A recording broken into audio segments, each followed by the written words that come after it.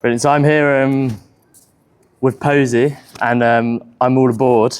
And basically, the way this series works is we go to different spots around London to start with different artists, and normally it's somewhere that means something to the artist. So at the moment, we're in Horniman Museum and Park behind this lovely white glass house, I suppose it's called. So just starting off, why did you pick this place in the first place?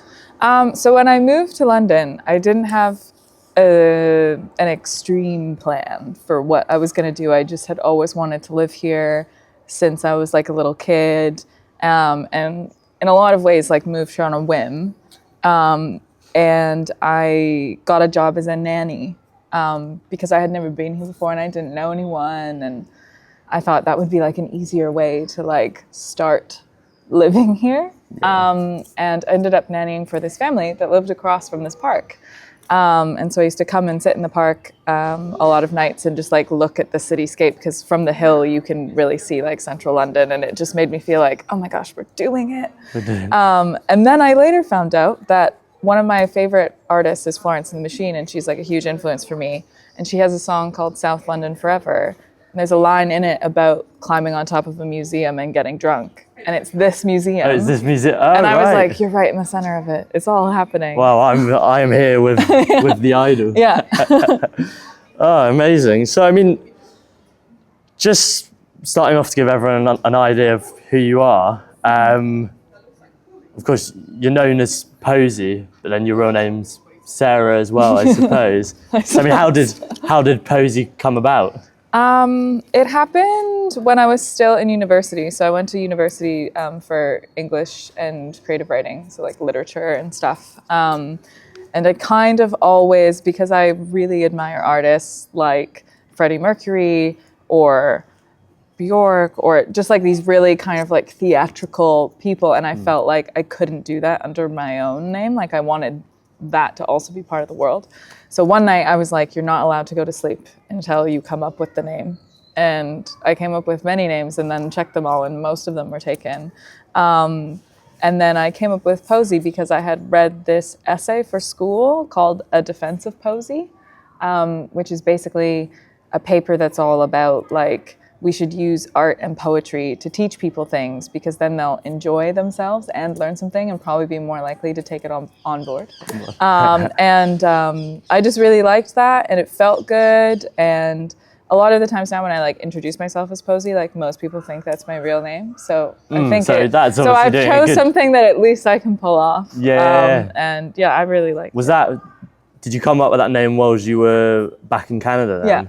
Yeah. It was a while ago, but I really like it, and I've never really had a thought of like, is this right? Should we change it? Like, it feels very me. Yeah. So and I mean, when you were starting out with music, when was the first moment you could potentially remember where you were suddenly like, this is something I would like to get into more, or like, how did you start out, I suppose? Yeah, so I was a pretty like shy kid, and my parents like put me in a lot of things to like a lot of people do when you're like 4 or 5 or 6, to be like, does she like basketball? Does she like this? And I wasn't very good at sports, but they put me in piano lessons, and I really liked that. So I've been playing piano since I was like 4. And then when I was a little bit older, I started singing, maybe like 9 or 10. And I sang at my grandparents' like anniversary party one year, and it was like in front of like 200 people, and I was like 10 years old, but I just really liked it, and that was the only time in my life that I ever felt like I wasn't shy. I think because when you're on stage, it's like everyone is like, okay, we can listen now, like that's what it's set up to be. And then I just like got really into it. I like listened to a lot of classic rock. And was like, I think this is the only place where I like really feel like myself. Yeah, so I suppose being on stage for you is actually a place you feel quite comfortable being. Yeah, like I definitely, if it's an important show and like people in the industry I know are coming to see it, I'll still get a little bit nervous. But I think for the most part, like some people do meditation, and I'm like not very good at sitting still. So for me, I feel like performing is almost meditation because I'm so focused on it, and like it just feels like the most like natural way for me to be. Yeah, and you're stuck on stage. Yeah. Almost. You can't go anywhere else. Yeah, you're just like, I'm here, I'm in this, I'm This gonna make everyone have a good It's time. time to. Yeah. Yeah. I mean, how do you tend to pick off audiences' kind of reactions to the way the show's going, if that makes sense? Yeah, I think so. I think also like when you're starting out and you're playing like a lot of really small venues, you always have the thing of like, it's just like enormous chatter. And especially if you're just like playing like piano with nothing else, you're like, okay, how am I gonna get all these people to listen to me? Yeah. And my solution to that has always just been to like sing a couple of lines a cappella, because then I feel like everyone's like, what's going on? And it's like, where's the backing music going? Yeah, like I almost picture it. It's like almost like I'm quite competitive, so it's like almost a challenge of like I'm gonna captivate these people. I'm gonna make these people like be here in this moment all together. And so I feel like I definitely am up there performing, but also thinking about like how the experience is for everyone else and like how I can kind of like feed off of what they're putting out there. It's a really cool thing when you think about it like that you get to have all this energy exchange with people you don't know. Yeah, there must be some shows you're like, wow, that was a special evening. Yeah, yeah. Or when you look out and people are like really like sobbing and in their feels about it, and then I always almost feel bad because I'm like, oh, is that all these people are crying? But then it's like it's good because they're like feeling something really real, and you were like the vehicle that led them to be able to feel that. Yeah, I mean, look at if we start back at when you were performing in Canada. You were on the hit show, was it The Launch? It was back when 6 or 7 years ago. And I mean, sorry, we just got some crows on there. He really wants to be part of the story. He's very menacing. Yeah, he's on. Oh, he heard me. He's gone. He's off. But yeah, I mean, for people who don't know, The Launch is a big Canadian talent show. Yeah, I guess it was kind of like The Voice sort of thing. Like The Voice, yeah. I mean, how did you get on that process in the first place? Was it? A producer from the show reached out to me, and it was the first season of the show. So the show didn't like exist as like something I could go look up and be like, yes, I know what that is. They were still like in the planning stages of like launching it. Okay. And asked me to submit something, and I don't really know if I wanted to, because I was like, I never saw myself as like being on a TV show. That's never really been part of what I thought how it would happen for me. But then like the last day of the submissions, they were like, please submit something. And I ended up just like recording a video in my pajamas in my bedroom. That was like how my level of like taking it seriously was. Pajamas in my bedroom singing a cover of Zombie by the Cranberries. Oh yeah. And I think a song that I had written as well. And then they called me back and were like, we'd love to have you on the show as one of the people. Just don't wear your pajamas. Just please dress yourself. I had cool clothes, don't worry.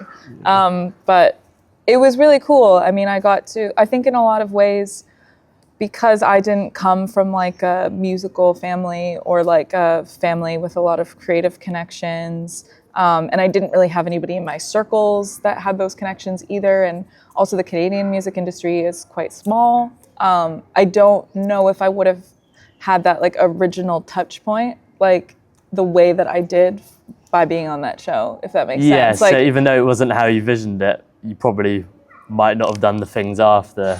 Yeah, like I was kind of immediately like got to have a lot of conversations with like agents in Toronto and like different managers in Toronto and producers in Toronto that like maybe before I wouldn't have been able to, or it would have taken me like a few more steps. So in that way, I'm very grateful. And also, nothing makes you realize how you're coming across rather than watching yourself on national reality TV. Yeah. That's You're like, it's a real reality check. That is how I answer questions. Okay? Yeah, it's always funny watching yourself back, isn't it? Yeah, well, I mean, obviously they're also Everyone's like their biggest critic. editing it so that there's like a story. So like the story of me on the show was very like I'm so timid and I can never do this. Oh, really? Into like, I'm a superstar. Right. It's sort of, you're very quiet, then suddenly you start singing, and it's yeah. And then she grew 5 sizes that day. So that was also really interesting. I mean, I was a lot younger then. I was like 22 or something. Okay. So I mean, did you learn just generally about performing and maybe where you wanted to go next? Did you learn a lot about yourself in that sense? I think I did, because up until that point, like I had always, because I've always kind of gravitated more singer-songwriter, I had always like very much been like, no, I will play keys every show. I could never, ever, ever imagine being a front person of a band. That's so terrifying to me. Oh, yeah. I have way too many limbs for that. And then the night before the big performance, the producers were like, you have to do it without the piano. Like, you have to be center stage. And I was like, I don't know if national TV is the right time to test this. But one day, well, maybe sometimes just getting chucked in the deep end. Yeah, but I think it was really good, and I actually really enjoyed it, and like brought that forward. When I did shows going forward, I really enjoyed being the front person, and I like doing that now. So it was nice to kind of have that, like, oh, you can grow and you can do more things. You can grow, yeah. I love to grow. I suppose, just in terms of, so everyone on all aboard gets an idea of your general style, what would you call it? Sort of a rock mixed with pop, maybe? Something Yeah, I think it's definitely like an indie rock. I think there's been like iterations of me figuring out what I actually want that to be, like in real time, because I've like put music out while I've been figuring that out. Like, I think a lot of people are like, I'm not gonna even do that until I'm 100% sure.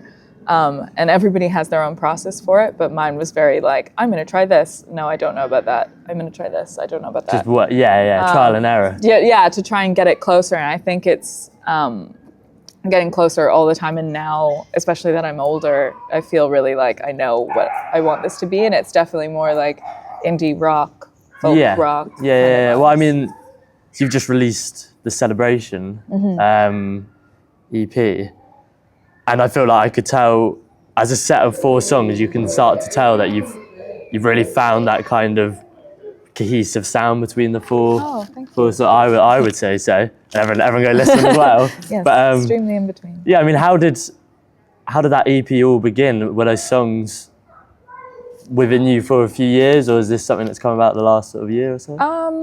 I think so. That EP I kind of made whilst I was like moving here. So it was like mostly written over Zoom with people I knew in Canada while I was trying to like make those music connections here. Okay. Because I feel like I feel like I have to know someone really well to then like write a good song. Because then you're going to be able to be the most honest and vulnerable and whatever. So I was still writing with a lot of people in Canada, and we were writing it over Zoom, and they came here and we recorded some stuff, and then I went back to Canada and recorded some stuff. So it was really kind of a in-between process as well. And the reason I decided to make it is because I had an idea for what I wanted to come after that, but I felt like it was too far away from everything I had put out before.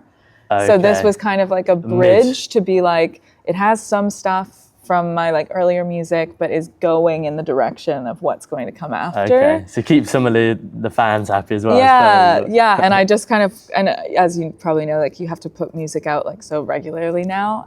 And I just wanted there to be something that could kind of tie the old world and the new world together. And then also like thematically, most of the songs when I listen back to them, because I think there's always like an undercurrent in your music about what you're experiencing in your life, even if you're not consciously trying to write about it. A lot of the songs are about waiting and like about being in between 2 phases, whether that's like, I'm not where I want to be yet, or like, I don't know if this relationship is going to work out, or like, I don't know where I'm from, or like whatever. Like there was a lot of like feeling like there was all this pent up energy with nowhere to go. Yeah. So I mean, when you were lyrics coming out, and were you consciously thinking about that, or you were just generally singing? No, it was like I was trying to write songs about other things. Like I was also kind of like going through a breakup at the time where like I knew that we were going to break up, and so I was like writing about it because I knew it was coming anyway. Which is good songwriting material. Yeah, I was like, well, we may as well just, this is the way it's going to crumble. We just lean all the way in. But so I don't think I was like conscious of the fact that that was the undercurrent of all of the music. It was only when I like listened back to it when it was all together and I listened to it like front to back and kind of was like, what's the through line of this? It was really apparent that like even in all those aspects of my life, I felt that same feeling of like, I just want to be on the other side and like I'm not there yet. Yeah. Okay. So it's sort of your patience album. Yeah, I'm I not suppose. very good at patience. I should probably. No. Yeah. It can be hard sometimes. When you've got an idea that's ready. Yeah. But you also you've got to take your time over it and make sure. It is a lesson I'm constantly learning. Constantly. Well, now you can listen to it. And then I can listen back and be like, just calm down, Sarah. Yeah. Well, I feel like it's got a good balance, the EP, between it has some quite high energetic moments, which I feel sort of allow your voice to sort of show the more rockier side to it, but then also I think like Home's a little bit more relaxed as well. So I suppose it has quite a nice contrast between it as well. And my favorite track on it, I think, is the Inbetween, like the last track, which is like the just straight up ballady song. Yeah. And that I really wanted to feel like you were like in like a British pub that's like closing and you like don't want to leave it. And that was like really the energy that I was trying to put into it. When you're like, it's time to go. Yeah, they're like playing the closing party's over. Time. And you're like, no. Because also when I moved here, your pubs closed so much earlier than in Canada. Oh, really? Yeah, like if I would go out for drinks like in the evening on like a weeknight at like 9:30, they would start being like, ringing the bell. I was like, it's 9:30. What? But I guess it just starts so much earlier. Yeah, maybe we can't hack it. Like, why is everyone trying to kick me out all the time? So there's a line in there about that. But yeah. Okay, which other songs from that? Maybe like Dying to Live. How did that originally come about?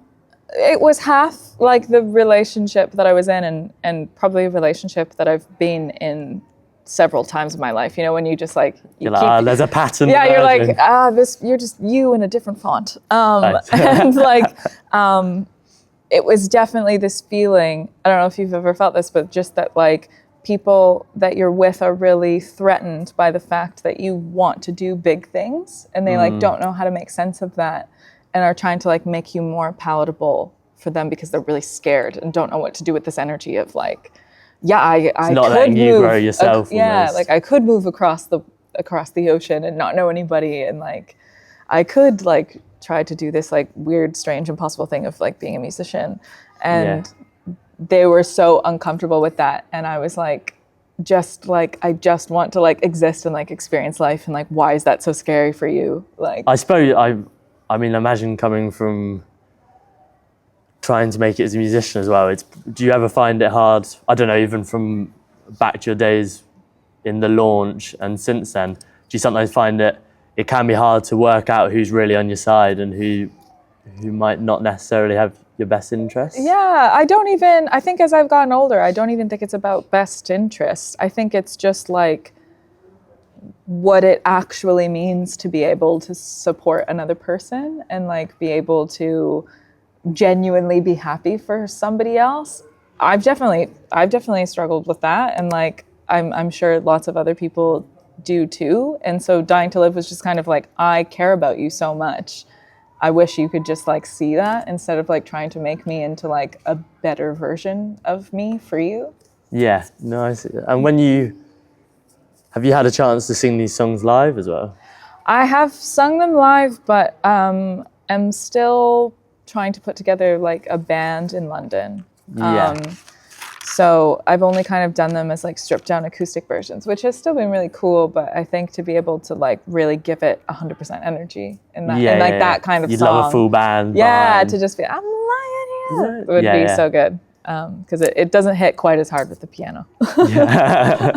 Well, I find that if you're managing to sing it and everyone's loving it just with the piano, I suppose that shows like the quality of the songwriting as well. I really always believe in that. I'm like, it should work with like just a guitar. Like we should be able to sing this around a campfire and it should still be good. But I also love like big dreamy cinematic production. So getting a balance. Two sides. And so I've seen you've actually been in these more stripped back gigs you've done. Is this for folk was one for Folk Rising. Yeah, I played Folk Rising. Yeah. Ormella is great. Please go to Folk Rising. Go and follow. Yeah, I mean, to be honest, how we originally kind of got in touch was obviously I've started what I'm doing with All Aboard, sort of promoting new musicians, and through that I managed to get in contact with Poesy, who also I feel might share a sort of similar. Even though you are a musician yourself, I could tell maybe you're also a real champion of everyone trying to make it as a musician as well. Is that something? Do you go to a lot of gigs around London and sort of? Yeah, I think when I first moved here, I felt really intimidated by it because like I literally didn't know a single person when I moved here. So there was also this like, okay, I just need to like make some friends. Yeah. And then I feel like once I kind of like had a group, I was like, I really want to, because that's always the best part about being a musician is like making friends with other people who like get those strange things that you're going through, like trying to work your side job while you're doing your career, but also balancing life. But also like just being a fan of other people's work. And I think that when I moved to London, I really felt, even though it's a huge city, a really deep sense of community in the scene here, especially in the kind of like singer-songwriter, like indie rock world of like the Folk Risings and like May Payne and like stuff like that, who I know you covered as well. But like when I moved here, I just felt like anytime I went to a gig anywhere, even if it was like a 20-person gig in a small room, every single person you see is incredible. Like every single person is so good, like has an incredible and unique voice, is saying something really cool in their songwriting, has like interesting instrumentation. And I feel like when you're in that and you're going to shows all the time, I feel like it also pushes you to be better too, because you're like around. It's healthy. Yeah. I think even from like maybe the May Payne Luke Firth gig I went to, they're without realizing it, after that, you start to realize there's a huge community of musicians around that as well, and they're all supporting each other. But it doesn't feel like everyone's trying to push each other down to be at the top. It's just like healthy competition there. Like everyone's pushing each other, but in a good way. Yeah, I think it's like inspiration. Like I like go to these gigs that I'm like, I can't believe, because I listen to a lot of really old music, I think, like from the 60s and 70s and 80s. And I feel like there's a danger of like being like wistful for a time that you never lived in. So it's very much on that. Yeah. You seem like you have that vibe. Yeah. But it's cool to be in one of the like greatest music cities in the world and be like, I get to exist in this time with like these people who are doing really cool, interesting things. And like, I want to go to their gigs because they're my friends, but also because like I just am a fan. I think that's really important. Yeah, I mean, it can take. I think London can. I mean, I'm sure you found it moving over. It can. There's almost so many possibilities that it's hard to even find them in the first place because it's hard to know which direction to find everyone. But then I think when you're like, okay, this is like my type of genre that it starts to grow. Like then you go to one show and you'll start to see it's like the same kind of group of people floating around like the show. So once you're in a little bit, then people start posting, like you follow people and then they post about a show and then all those people are there. Yeah, I've had that on my account where all of a sudden it's like, I was like thinking a few months ago, I'd love to go to more gigs, but I'm just not sure where do I go? where to go, what to do. And all of a sudden now my feed's just covered with gigs. It's like, it's too many. I can't, I need more time. Need more time. And it is really beautiful. I think it's awesome to support it. Do you ever potentially collaborate with any other musicians in London as well? I think I would really like to do that. So like I just put out the Inbetween in January, but I'm writing the next thing that will come after, like the thing I was really excited about.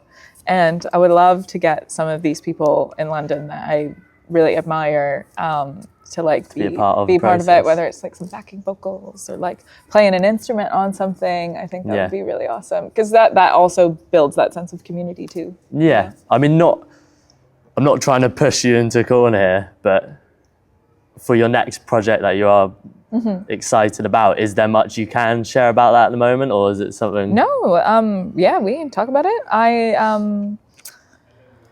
So I kind of had this like realization recently that like I have approached songwriting like up until this point as like trying to write like the prettiest line. And I think probably a lot of that is because I like studied literature at school and like grew up thinking that those like classic books were so good because they like were saying something so deep and like this big giant metaphor that you have to like work to understand. And I used to really do that in songwriting, I think, because I didn't want the people in my life to actually know what I was singing about.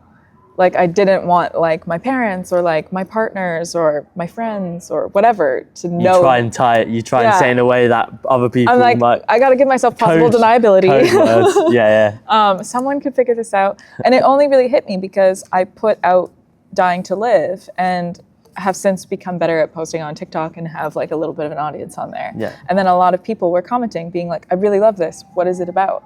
And I was like, I don't want people to feel like that about my music, like because that like adds a layer of like you can't connect with it as well. Like I want people to get like this is the big thing that I'm trying to say, and that is applicable to your life, and like we can all just like shout this thing. You do want the message, like with your songwriting. Obviously, everyone can interpret it how they want, but I don't want them to have to work as hard. You do want to send a message at the same time. It's not up for interpretation almost. And I think it makes it more fun for you to sing because I think of like my favorite songs to cover, and like one of my favorite songs to cover is Creep by Radiohead. Yeah. And I fucking love singing that song because like it's just so simply spelled out and like a feeling that I felt so much when I was growing up. And so it makes it more fun for you to say those words. I mean, it's I'm a creep, yeah. Yeah, you're like, yeah, I'm not cool. I wish I was, you know? And I was like, so this next thing is kind of all about that and like trying to be the most honest I can be and being like, maybe some people are not going to be into the fact that I have these things to say, but I think it's good to say them. But I feel like people will still pick up on it if it's something that's still coming from an honest place. Yeah. People are still going to appreciate it, I think. Yeah. 100%. I mean, whenabouts? Is it in the works at the moment? Yeah, I'm like writing it right now. So I think I have like 2 of the songs right now. And just kind of... Is it a full-length album or you I'm not sure yet. Okay. I think it could be. I feel like an album is so scary now.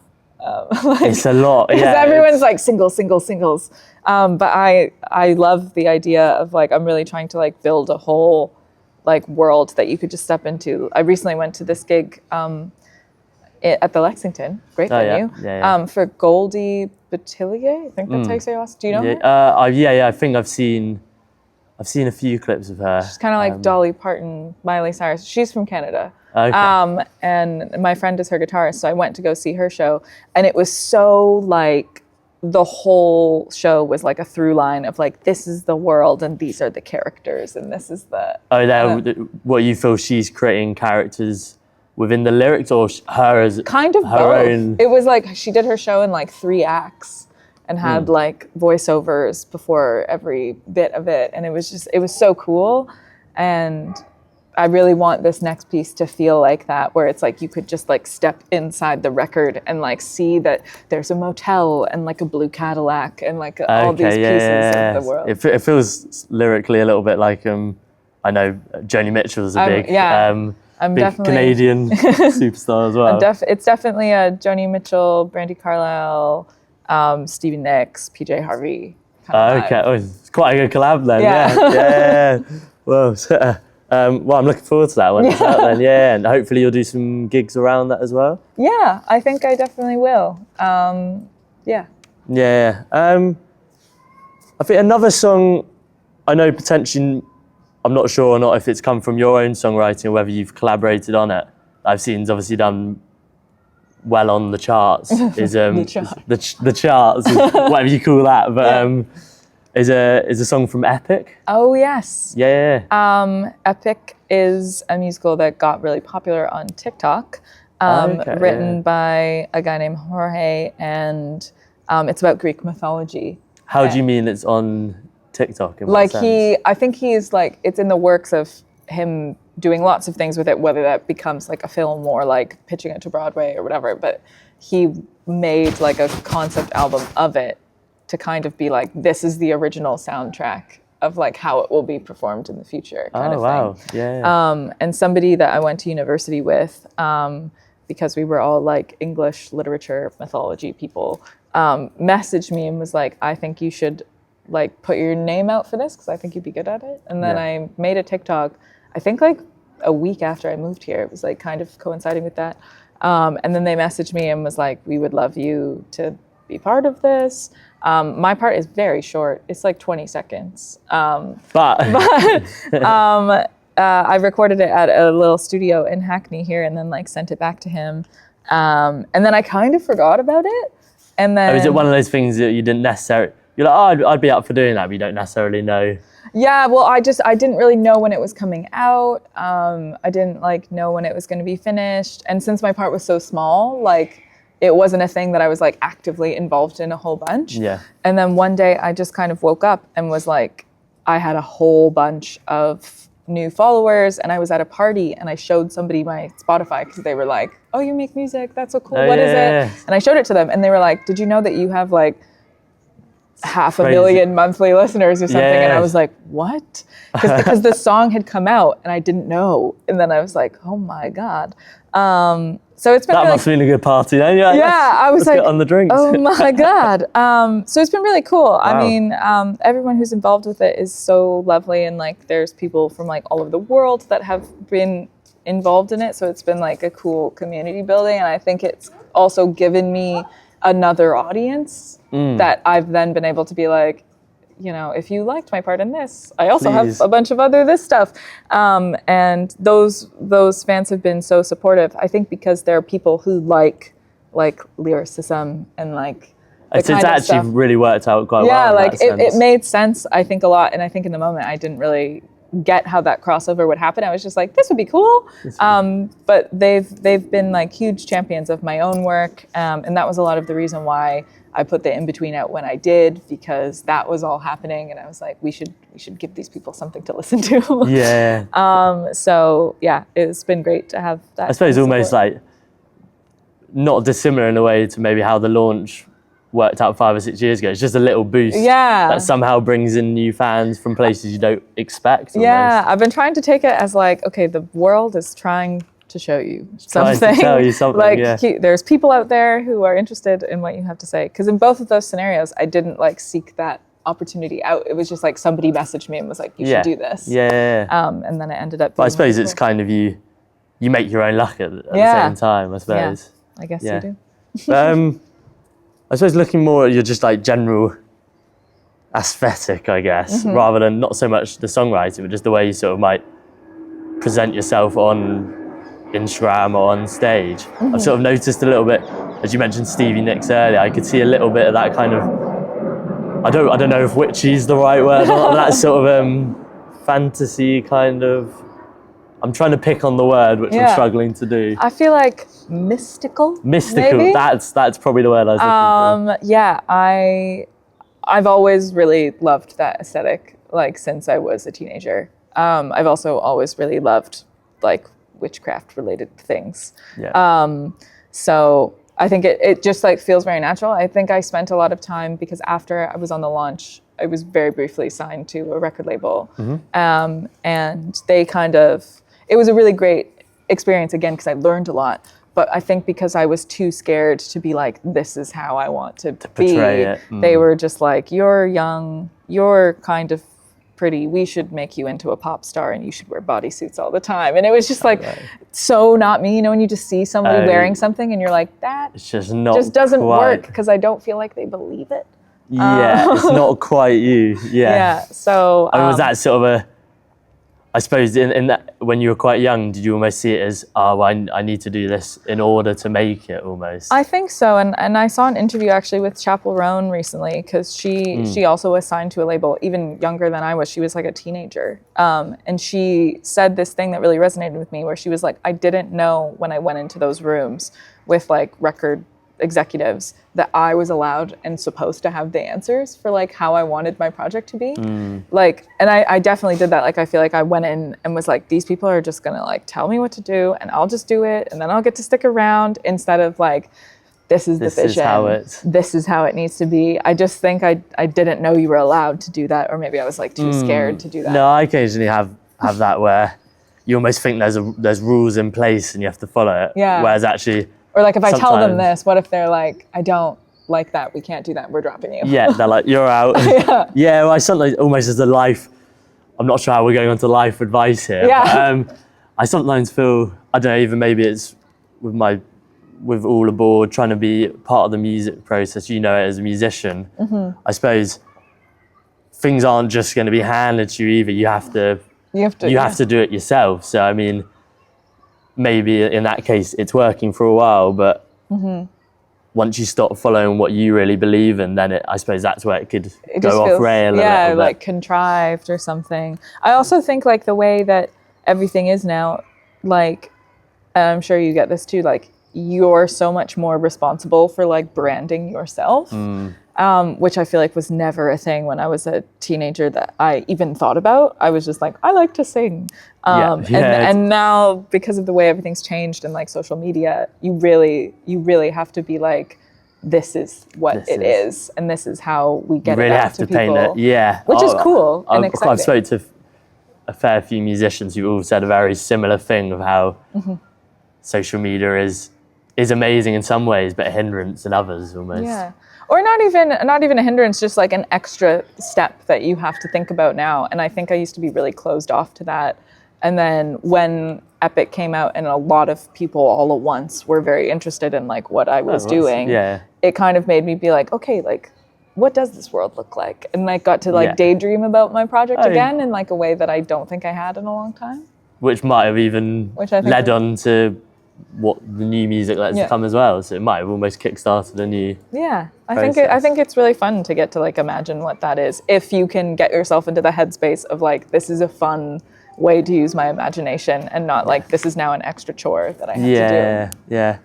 But I mean, it's been I think there's been a few names you've mentioned throughout our chat so far, but obviously, I mean, it's always just interesting to find out from an artist's perspective who are some musicians that you like really look up to. So I mean, you mentioned Florence and the Machine, Freddie Mercury, Freddie. Why? I mean, obviously we all know why Freddie, but why Freddie? When I was like 14, my parents took me to see We Will Rock You.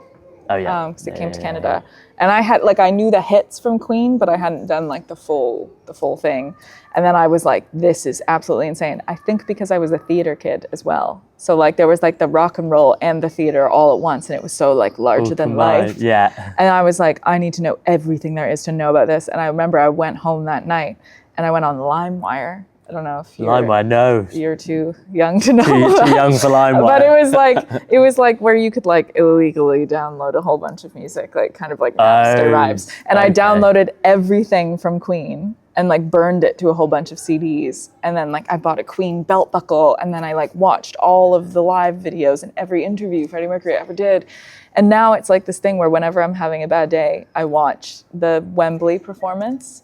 Of him like singing Under Pressure and getting like 90,000 people to be like dee da da da da da da, and it's like so I'm like, I can't believe he has that much energy. I mean, do you ever take any of that sort of stage charisma into your own process? I think probably not as much as I should, because I really enjoy that, and the shows I enjoy the most are where people do that.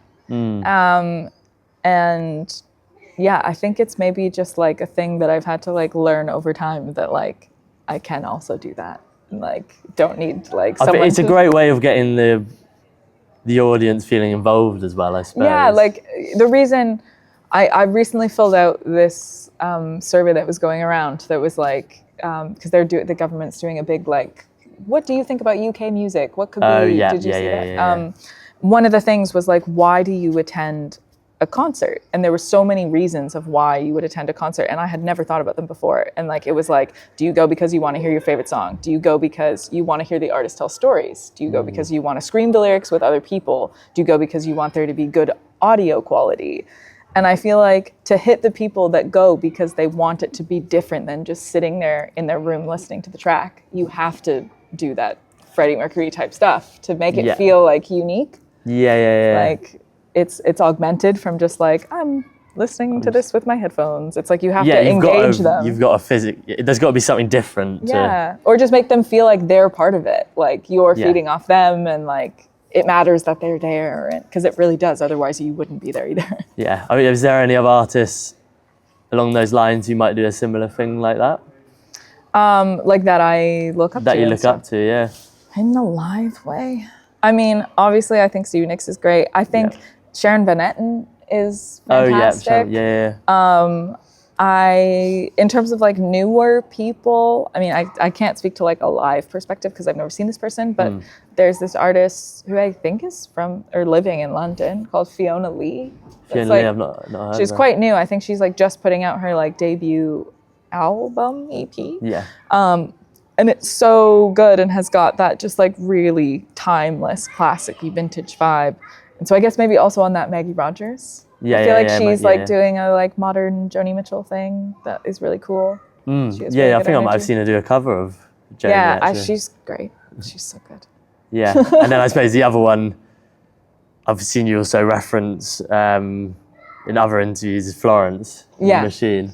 Yeah. I love Florence. Well, I think also Florence was the person that I feel like gave me the permission to feel like my voice could like exist in the music industry, because like when I was growing up, we were still in like a very like Britney, Hilary Duff, and my voice just like doesn't sound like that. It's like always been really big and full. And when I was a kid, people used to like compare me to people like Sarah McLachlan, but I was like 9 years old. So I was like, Okay.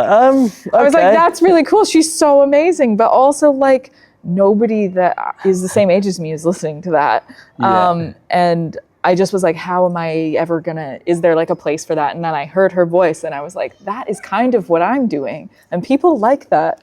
Like maybe I could do that. And it's got a similar sort of, I feel like she's got a slight mystical energy as well. Yeah, I've seen her live like 5 times and it is like a religious experience if you have not seen her. No, I haven't seen her live. Oh my God, I've seen, actually that's a lie, I have seen her live actually. I saw the Rolling Stones actually. Yeah. Oh my God, that's a good show. Wild Horses. Oh my God. Yeah, that was I forgot, but that was a lucky lucky coincidence. Was that like at a festival or something? No, that was where was I think that was in the Olympic Stadium. Oh my God. Yeah, West Ham Stadium. That is cool. Yeah, where have you seen her? I saw her at the O2 in Greenwich. Yeah. Like really shortly after I moved here. And then I've seen her in Canada a bunch at like outdoor festivals, which I feel like is always, I love an outdoor big festival vibe for something like that, because it's like nighttime and like the air and like, it's all, I feel like it just like gives it so much more like mysticism, because like the wind is blowing her hair and like little drips of rain. And she used to do this thing where she would during dog days be like, I want you to like reach out to the person beside you and tell them that you love them, and then like everyone would like hug, and then she'd be like, now everyone remove an article of clothing.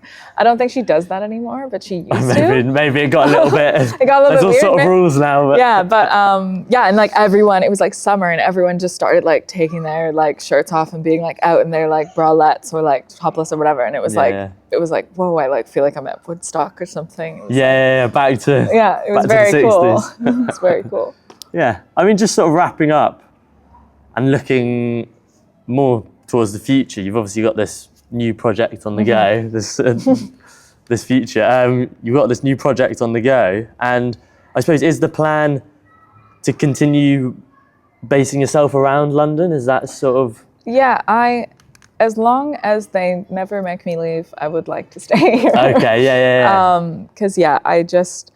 Literally, as soon as I got here, like the first day I was here when I moved here, especially because I had never been here before, I was just like, this is where I was like always supposed to be. Like, even if I'm having the worst day ever. And like when I moved here, it was objectively very hard. I was like living in somebody's like tiny spare room looking after their kids and like trying to make friends.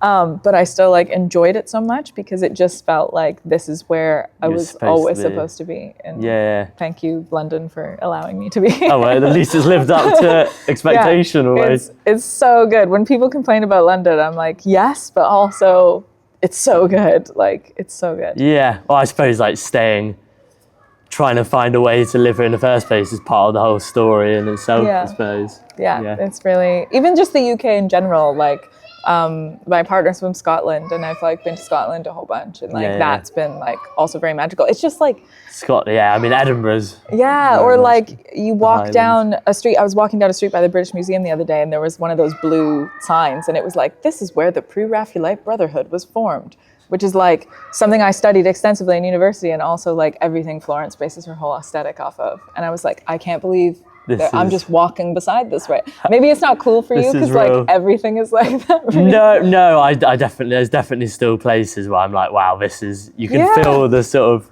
Yeah, it just feels like this is where stuff could happen. Maybe that's the like dreamer in me, but. Wow, you never know. Well, best luck with the new album and thanks very much for chatting as well. Yeah, it's been a great chat. It's been All Aboard and Poesy.